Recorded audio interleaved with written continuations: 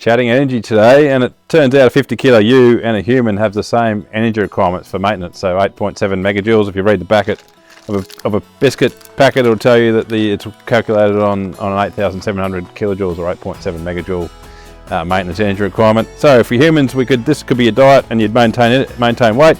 8 stubbies of beer and a packet of Tim Tams, or 2 packets of Tim Tams and 16 stubbies, depending on how you want to skin that cat. Obviously, sheep aren't going to eat this sort of diet, and most humans probably not going to live on that for long either. But if we think about what a 50 kilo ewe requires as a maintenance energy requirement, we've got our 13.5 megajoule lupin there, 90% dry matter, sitting at about just 3/4 of a kilo. Will give us maintenance energy requirement of lupins. Back to an 11 meg barley. Again, 90% dry matter, so 920 grams of that 11 meg barley will maintain a 50 kilo ewe.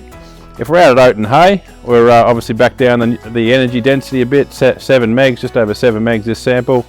And so we need 1.45 kilos of that feed to maintain that 50 kilo ewe. Probably on borderline here on NDF in terms of how much that ewe can actually eat, and so we might be able to just eat that maintenance, or that amount for maintenance. And so yeah, obviously if you're just feeding hay, okay if she's a 50 kilo ewe, but as soon as she gets into any sort of energy requirements for pregnancy, she's starting to get under pressure. If we had green feed around, which is obviously the cheapest, we're getting into the cheaper end of our energy sources. A ewe to maintain weight needs to eat 4 kilos of green pasture. We've worked on an 11 meg per kilogram dry matter there, and a 20% dry matter percentage in green pasture. Some will differ than that depending on legume content, but again, they'll need to eat a fair bit of that, but they can do that because it's very low NDF, and so they can push through green pasture, as we know. If we get out to our senesced pasture, which is when you're getting towards the end of summer or even into early summer, really, in some places you've got a lot of dry tuck around, and people can think there's a lot of feed out there to look at, but actually that's got very limited energy value.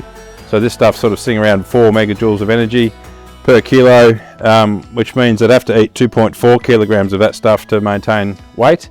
Unfortunately, they just can't pump that much of this sort of bark chip type stuff through, so they're eating, because the NDF really high in this stuff, so it's basically a lot of fibre there and not much energy density. They actually can't pump that through the rumen, so you end up in energy deficit. They can only eat about a kilo of that, so they're eating, because they might get about 4 megs a day when they actually need 8.7, that 50 kilo ewe. So a massive variation in what we can feed or what's available to animals and what that will mean.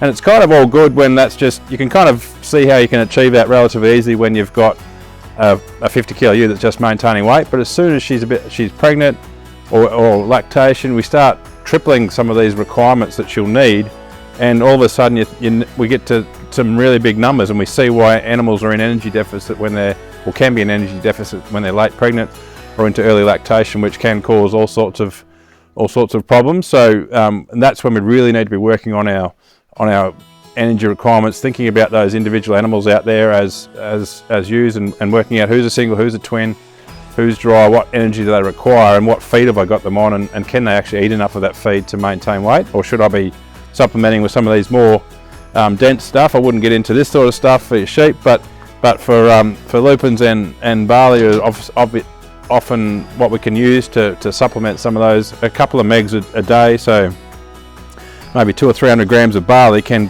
put that animal back into a positive energy balance and maintain weight, protect that lamb birth weight, protect lamb survival, and that flows on to productivity and profitability outcomes.